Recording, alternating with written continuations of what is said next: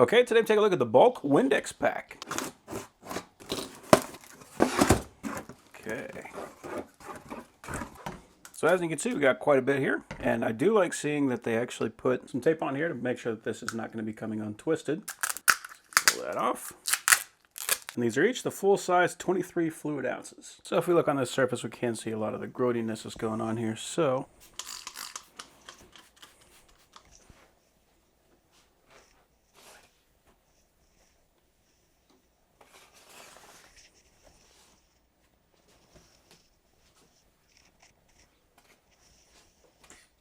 see, it's already drying, so it dries nice and quick, which is important for me because the less time this takes, the quicker I can get back to work.